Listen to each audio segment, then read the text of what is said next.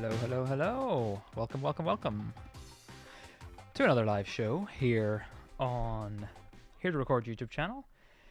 I was in the middle of showing a bunch of live stream chats there, and then we started the show. So why don't we just hop back over to the map and see where else people are coming in from. I've got lots of pins in the right place, or in the right places so far. Where else? DJ Wave coming in from Dallas, Texas. Bonjour from France. Good to have you here. Temporarily from Silicon Valley. Did that work? Yeah, I think it popped up there on the right screen for Silicon Valley. Nice. Good to have you here. Doug coming in from Silicon Valley.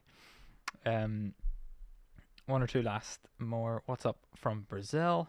Yeah, it wasn't so happy about that one. Rio de Janeiro though. There we go. There we got your pin. Excellent. Cool. Good to have you all here watching along from wherever you are watching along from. And apologies if I missed your little pin on the map there, but I love to see where people are tuning in from. Let me know if you can hear me and see me just fine. It does seem a little quieter than usual, so I will give things a little bump. Oh, I know why that is. So last week I had some help on the show. I had my wife sitting over in the corner over there, and she was reading the questions out for the live show. Everything just went dark there and came back on again. I don't know what happened. Yeah, she was reading over the questions from the live show. And we did some adjustments to the audio setup so that we could hear and hear her just fine. And I can see that those adjustments did not carry forward to this week. So I will add a little bit of those to mine here. Let's see. Oh, I think that was a little too much there. I don't want to add it to the wrong place. Okay, test. Perhaps it's coming in a bit better now. Excellent. And I can hear myself in my ears. Okay, but if I've overcorrected there, then you can let me know. And we can back off a little from that. Cool. Now, my next question is, did everything go dark for you as well? Or is it just the monitor that's up in front of me? Because things did just go, just disappeared for a second on all my screens. So I'm just going to carry on through and assume that it worked just fine. Here's one from Mustafa Murad. I contacted you on Instagram. Unfortunately, you didn't read it yet. Apologies for that. If you did contact me on Instagram, then there's a good chance that it went into the Instagram's filters and I never saw it. So I'll give a look for that after the show and see if I can find it. It did go dark for a second. Interesting. You dipped for a second twice. I think that's going to happen a bunch on the show today. I have no idea why, but we will keep an eye on it and see what happens. So what I'm looking at on my screen up there is the output coming from the web presenter, and it went dark completely. Not the preview of me within the web presenter, but the actual entire screen went dark. So I have no idea why that might be. And if it's still streaming, which it says it's still on air, then it's not the web presenter itself having issues. Is it the ATEMs routing that's having issues? I don't know. So we'll see. See if it keeps working. I'll try not to do anything that may break it further as the show goes on. All right, I'm rambling already. We've barely even started. Yeah, web presenter say no more, says Eric. It has its quirks, that's for sure. So today's show, mostly I wanted to talk about Blackmagic's new announcement last week of the new ATEM Television Studio HD8 and 8 ISO, which I'm quite interested in taking a look at here on the channel. I don't have one, unfortunately, on the desk. I would love to cut to a shot of the television studio sitting here on the table, but I do not have one. The best I can do is show a super source with the ATEM in it. But if you missed last week's announcement from Blackmagic, they have just released this new Television Studio HD model, which is basically replacing all of the previous Television Studio models. So there's now two in the line. One is called the HD8, like the number 8, and the other one is called the HD8 ISO. Scrolling down here, we can see the two models. They look basically identical. In fact, they are identical externally. Internally is where all the changes are made. Strange that there's not like a little differentiation between the two on there, or the name of the product. But I suppose it doesn't really matter. Whatever one you bought, you know that you got, and that's that. I'm sure it says on the bottom or somewhere what the actual device is that you bought.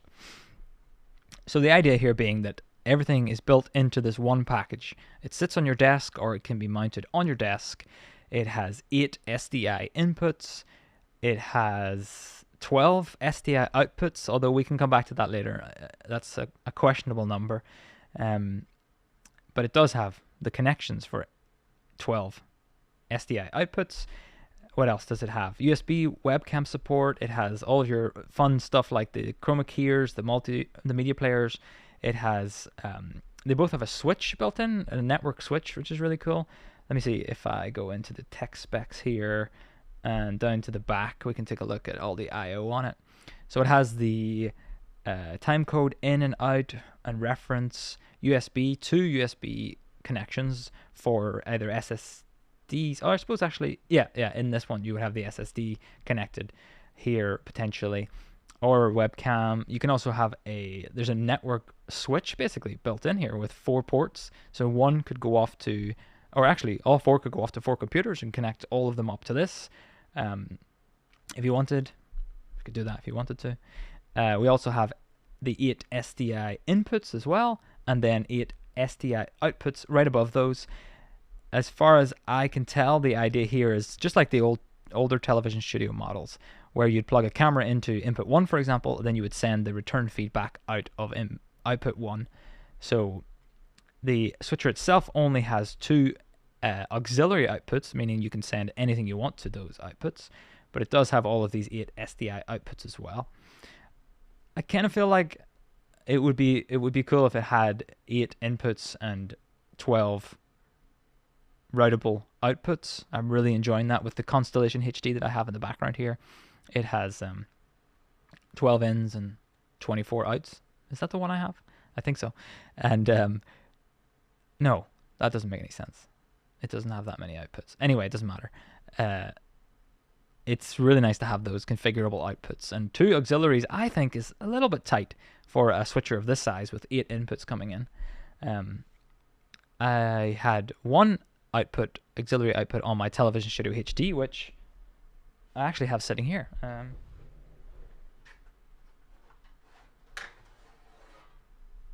Tries not to break everything in the setup here. So this is the previous model of the Television Studio HD, which was, as you can tell, a rack mountable model. It looks like Blackmagic is heading down the path of Television Studio lineup is all desktop mounted, and then the Constellation setup, it will be the rack mounted one, which is what's back there, the Constellation. And then if you want to go in the rack mount direction, you want to go Constellation. If you want to go desktop direction, you want to go Television Studio, which I think really makes sense. It's a good differentiation between the 2 setups. Before, you would have the television studios that could or could not be rack mounted and stuff, so makes sense. Anyway, this is the Television Studio HD that came before the ones that we're looking at today, and it had 1 aux out, which was not nearly enough. Is my overhead camera set up and working ish? I'll get my phone out of the way and do a little focusing.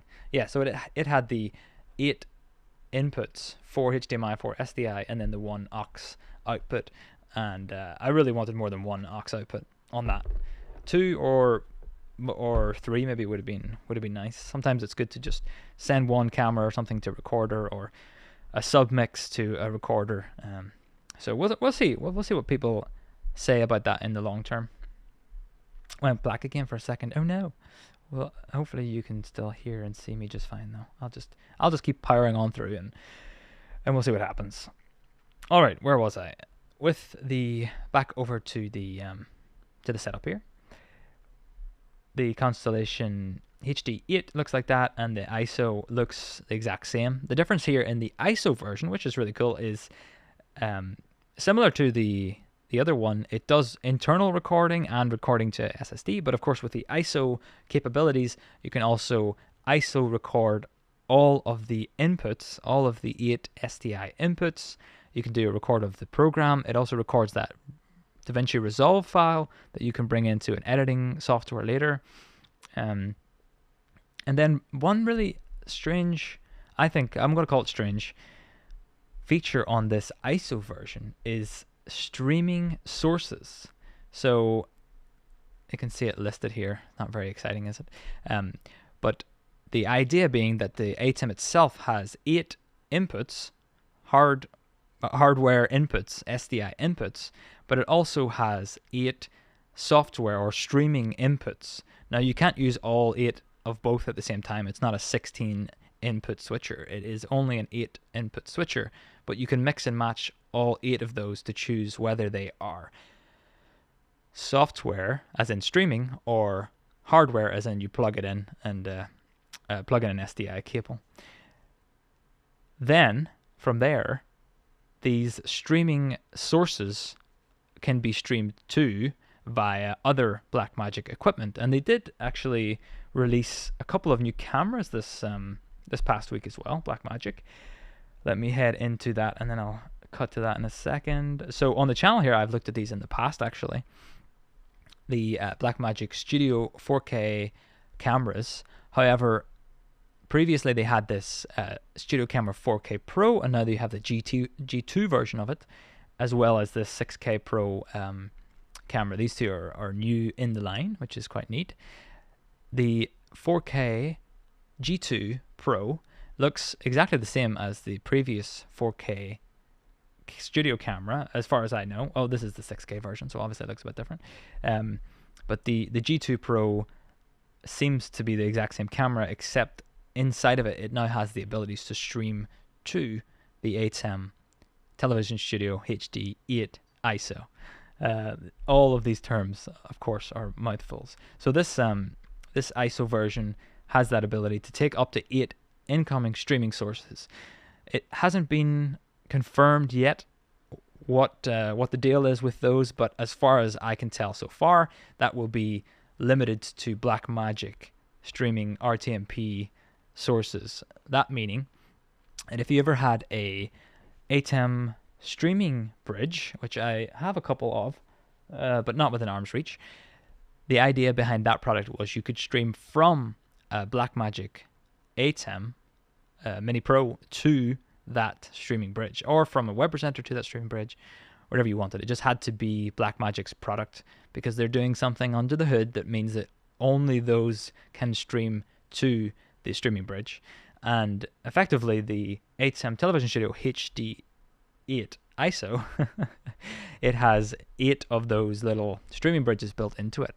So that means that you can stream to those 8 sources, but you will need to use Blackmagic equipment to stream to it. As in the G2 camera that we just looked at, the EF version, the 6K Pro camera. You could also use a ATEM Mini or SDI that has streaming built in. And I'm thinking that you can use the web presenter as well, but I haven't personally checked that up yet. I will definitely try that if I get a chance to try it. That's a top level look. What else before we jump into any questions? Good. Don't worry about the dips. I will take your advice there and I'll just keep cracking on. Thank you for that, Juan. Yes, the naming is an interesting choice, I think. So ATEM Television Studio HD8. I don't know why there is no space between this. This is, maybe someone has a good reason for this, but this really bothers me that there's no space between the HD and the 8. As far as I can tell, there's no reason for that, because even the advanced panels, let's have a look at those. ATEM advanced panels, these are the ones that you would typically use to press the buttons on an ATEM. They have decided to put the number at the end there. So one thing I'm going to fix before we go any further, and I know this is going to disappear as soon as I do it, but I'll just feel better about it, is I'll put a little space between the HD and the 8. See, I think that looks fine, right? Like, I don't see why they didn't call it that. But I wouldn't be surprised at all in 3 6 months time that we see a 12 or a 16 version of this switcher. It doesn't really make much sense, I suppose, to add the number 8 in here without thinking ahead that maybe there'll be a multiple of 8 to be had. I'd be surprised if they went beyond 16, and I also would be surprised if they went between 8 and 16. 12 is an odd number, I think. So ATEM Television Studio HD8 ISO, like that wouldn't shock me at all to see that within the next half year or so. I would also be interested to see if they have a 4K version of this, and the naming's going to get pretty fun with that. ATEM Television Studio 4K 8 ISO. I don't know either way. I don't have any hard details on either of those things, but you know, adding a number to a product lineup makes me definitely think that there'll be a future iteration. My only word of caution then would be, if you're going to buy one of these today, which I actually think it makes quite a lot of sense to get one. Certainly something that I would have considered buying whenever I was in the market for the television studio style switchers. And had I not bought the Constellation, it's something I definitely would have thought about now. It would have taken up a lot of space on the desk here, so I'm not sure it would have made sense for my setup. I would need like a little sub setting beside me here. For this kind of live streaming in my studio, I actually think that hiding away the ATEM and exposing buttons via like Stream Deck, for example, makes a lot more sense for me, since I don't need to be constantly messing with the buttons very much. So for me, it actually works not to buy it right now, but I think it seems like a pretty good option. If I was going to, though, I would consider how long might we have to wait for a 16 input version? How would that look? Where would they put the inputs at? Because it is actually quite it's quite busy on the back there, I will say. I guess the only way is to go up, to stack up the way, since you wouldn't really want this panel to get much wider, although that's not fair either. So if it had 16 inputs, you can see here that the you're going to run out of buttons pretty fast, and you're going to need the shift button to access all the rest of the inputs and stuff. So maybe the panel now gets wider, and then that leaves plenty of room at the back for all of the new inputs and outputs. Excuse me. So that's a potential coming soon. But I have no information on that at all. So if you're thinking about getting one today, then don't hold back until a potential future one comes out. We remember the ATEM Mini days, though, where the Mini Pro, the Mini Pro ISO, the Extreme, and the Mini Extreme, etc., all came out within a year and a half of each other, and it was quick succession, definitely. So I'm not sure. Okay, let's see. Did I miss any questions along the way? I'm sure that I did, and I will tag any more questions that I skip over right now for a little bit later in the day as well. But I'll stick to ATEM Television Studio HD8 for now until I get through all those questions or thoughts, definitely. Doug here saying they're still selling the Television Studio Pro 4K, interestingly enough.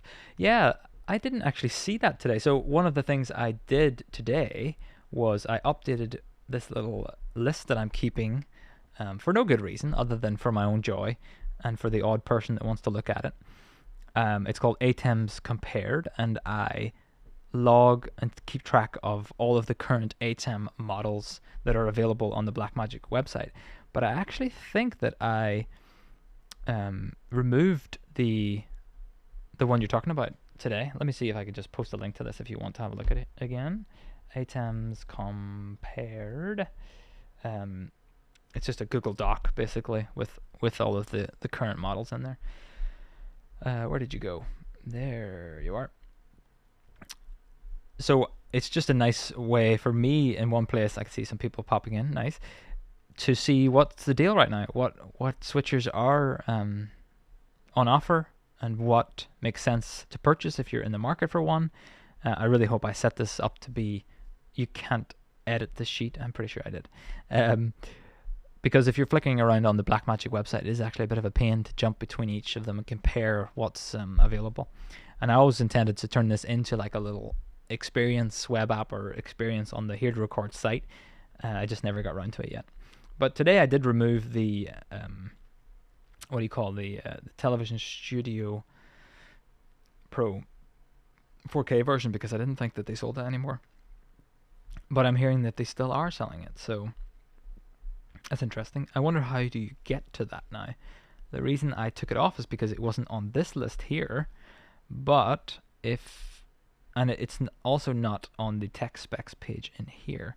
So I'll have a little investigation later and see if I can find that, and I'll put it back on my compared list.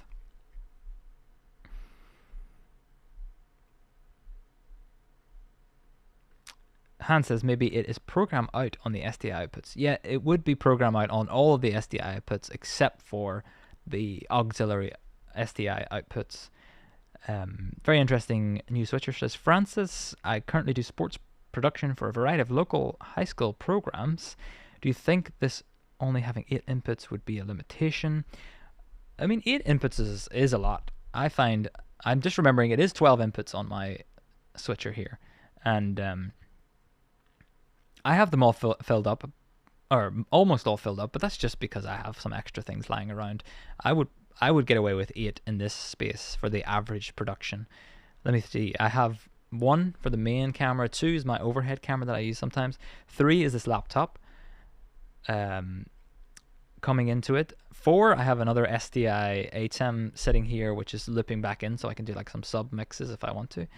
5 and 6 are the graphics in key fill mode. I'm getting up there now, aren't I?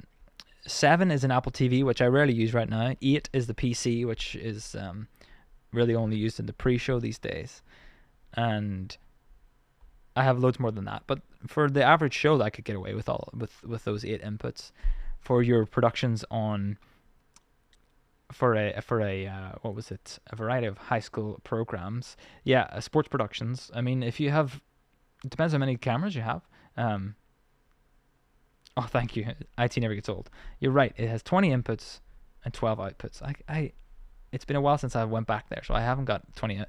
I definitely haven't got 20 inputs set up, but I have 12 outputs wired up. That's for sure. But for your average production of a sport, unless you have up to 8 cameras, it wouldn't be a huge limitation. If you're thinking about heading that direction, then I would definitely recommend it, especially for that kind of environment where you have people volunteering or helping in a school area. Maybe that's not something you like to do, is let people volunteer and press the buttons. But if you do, it's perfect for that. Sitting down at a panel like that, it's great. I find very intuitive compared to if you sit them down at a... Oh, I can hear my phone coming through on my thing here. If you sit them down at a Stream Deck with a few buttons, it's pretty good as well. But obviously, you couldn't sit them down at these buttons here on the back of on the front of the old television studio. I think a big panel like that is the perfect place to sit someone. It feels like you're doing the right job. You're in the right environment. It has the nice sleek finish to it that feels like you're training to be a professional in the industry instead of sitting at a Stream Deck and pushing these mushy buttons. So it's a good choice for that.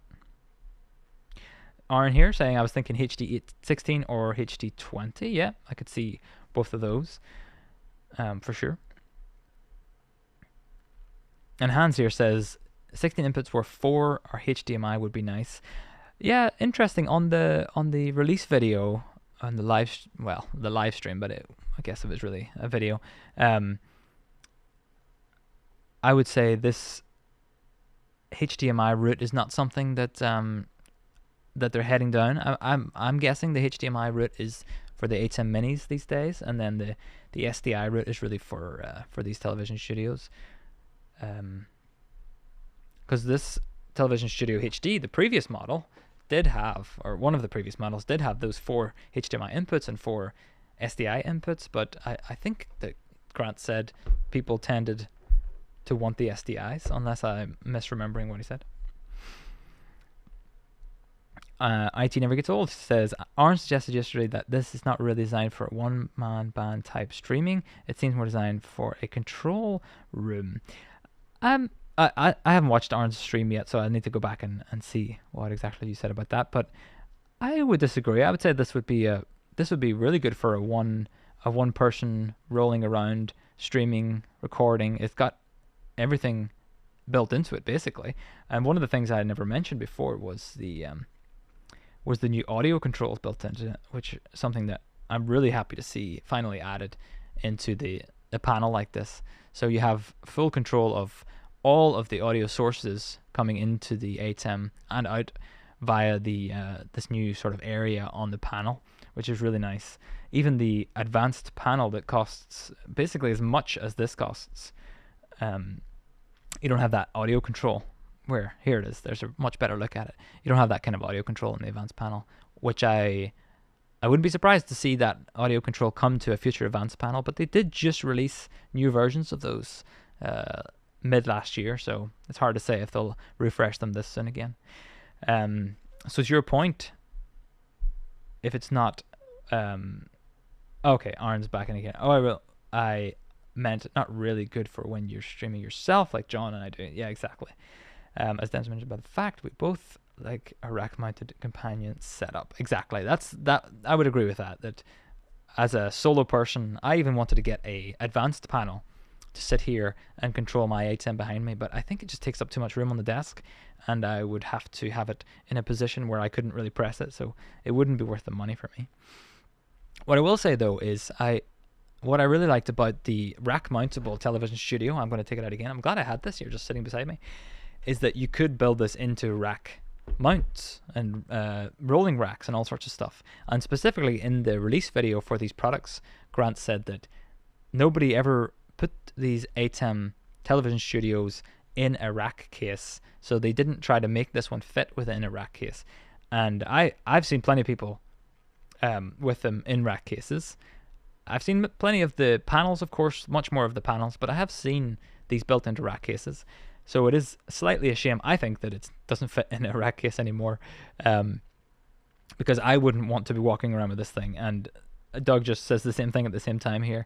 I wouldn't want to carry this thing around to events. Definitely not. That is for sure. I would not want to do that. There is a picture of somebody just carrying this here on the website. Someone just rolling into an event with this underneath their arm. Like, this is a huge no-no, I would say. I would not want to do this. I'd put this in a big case, and it would be a big case that you would need for this device. I would not recommend walking around with this thing underneath your arm like a laptop here. Yeah, I wouldn't head down that direction. One of the other things I would say, which I really liked about these other ones, these rack-mountable switchers, is that you could give yourself a convenience panel on the outside of your rack case, and that way you're not constantly plugging SDI cables into the back of these, because over time with wear and tear, these connections will feel that in and out. If you're constantly bringing these switchers around, which I'm sure you would be if you bought one like that, you would be maybe out every day or a couple of times a week plugging in and out SDI cables, and eventually something's going to happen that you're going to break one of these cables. I'm sure of that. And some credit goes to Blackmagic for this switcher, which I'm really happy to see, and I'm really hoping to see more of this in the future, is the repairability of it. It's not something I think you can do with any of their current switchers, if I'm not mistaken. It's been a long time since I've seen a picture like this. Oh, I've had that graphic up this whole time. It's been a while since I've seen a picture like this on their site where you can actually repair things. So in this case, the ATEM Television Studio HD8 and 8 ISO can be repaired, and the boards are built in a somewhat modular way, so that, what does it say here? All the technician needs to do is remove the bottom cover and replace the PCB, which is great.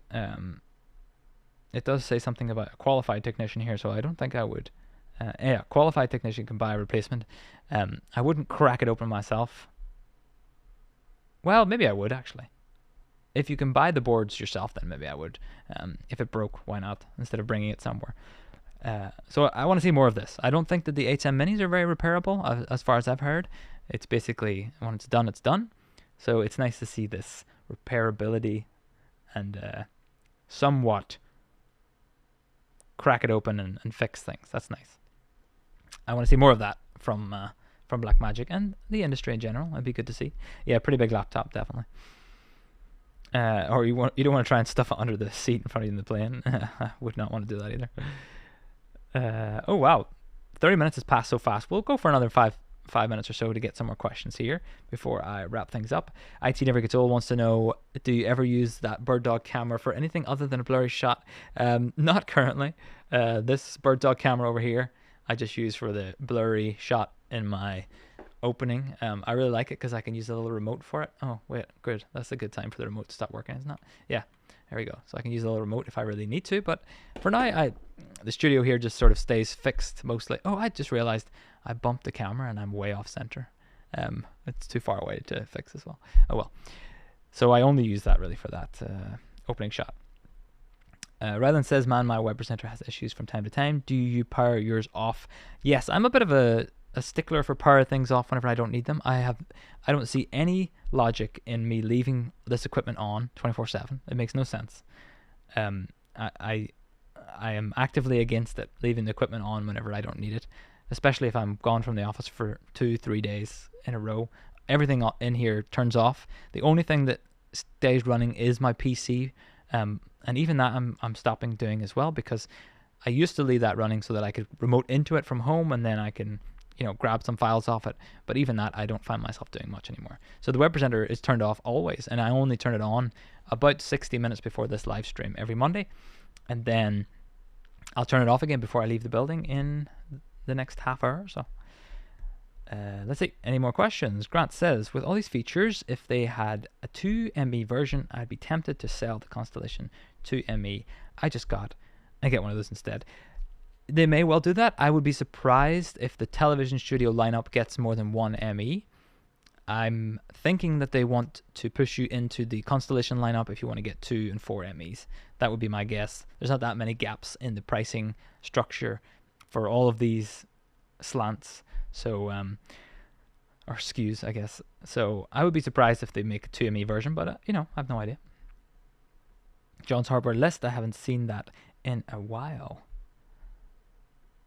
How do you use the Blackmagic TalkBack system? Oh, I don't know if I could get into that on this video, but the idea behind their TalkBack built into these ATEM switchers is that you use their cameras and their switchers in combination, and when you connect a camera input to a ATEM and then you connect the output from that same ATEM back to the camera, now you have a two-way feed for video and also audio back to the camera operator, and then the camera itself has controls on it so you can talk and listen to a director on the other end, and the same goes for the other end. The ATEM has all that stuff built in, so you can connect up a 5-pin headset with microphone and talk to your camera operators and stuff like that. Probably something for a bigger video, for sure. If it had a total of 4 aux outputs, it would be great. The ATEM Mini ISO SDI has 4, but 2 are also useful. Program and multi-view. Here they could expand it to 4. I agree. That would make sense. More auxiliaries is always good. I think they should reduce the price of the ATEM Advanced 1ME panel. Yeah, I thought the ATEM 1ME panel seemed expensive before, but now it is the same price as the Television Studio HD, right? If I head over to the site and look at the advanced panels.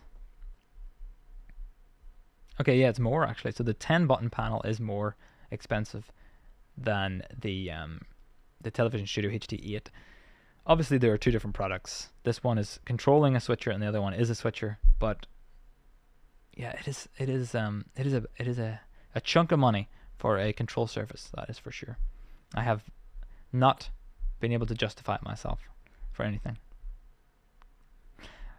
AK Film wants to know, why does the HD8 only have 2 auxes and 1 program? I need to come up with like a 2x2 or 4x4 HDMI to SDI matrices. Yeah, I have no idea why they only have 2 auxes. I guess that just made sense for the amount of space that they had. It would have made sense to me to make all of the SDI return feeds to the cameras also auxes, so then you could just send whatever you wanted out of those, but they didn't. And Grant here saying, could you record 4K at the camera and the 1080 ISO at the switcher? In theory, if the camera is set to record, I can't remember if you have the camera connected up to a switcher, does it record 4K or not? I can't remember off the top of my head. So, but I believe so. I believe you can just do that. There was something that Alex Pettit was fixing in one of his videos. No, I think that was maybe a Blackmagic RAW thing. So internally, you can record in the camera in 4K and then connect it up to the switcher, because I'm just remembering the whole reason behind the workflow of DaVinci Resolve is that you could replace with 4K files in the edit. So that makes sense. Freedom Media says, I think it's worth mentioning that there's no guarantee that if the first units dispatched, the extra memory will be included. It's the luck of the draw if I could get the launch gift of the M2 2TB extra. Okay, interesting. I have no idea about that. I did see during the video, the release video, that there would be some of the initial purchases would have an M2 2TB storage built into the ISO models, and possibly the non-ISO models. I don't remember. But it'll be luck of the draw if you get that. Yeah, that's interesting. I'm not sure why they bothered giving that as an option, as an early option. I'm sure that plenty of people would have just gotten the dealer to add the M2 if they wanted. And I saw a question earlier about if it was upgradable, and I have no idea. I'm assuming you can crack it open and put in another M2 drive, but I don't know if it's formatted in a certain way. I highly doubt it. So I would imagine you could stick your own M2 drive in there and it would work, but I have no idea. I haven't tested that out yet. Alrighty. It does with the pockets. The pocket cameras can record internally. Of course they can. I was thinking about something else for a second. Okay, cool. That smashes through all the questions that I could grab there in the amount of times that I saw it. Apologies if I missed your question. We're going to head into the post show now and just chit chat some more on Zoom, on the Zoom call. If you want to join us there, you can become a member of the channel and you'll get a link to that call and we can chat some more about this fun stuff. Thank you so much for tuning in live. Always good to have you here. I'm going to play my end credits now and thank you all for watching, especially to Jeremy, Revolutionary Lightboards, Marlon as well, and Jim at Cloud Bedrock, and all of you for watching along in your comments. I appreciate them. I appreciate the questions. I will see you in the next live stream, I guess next week.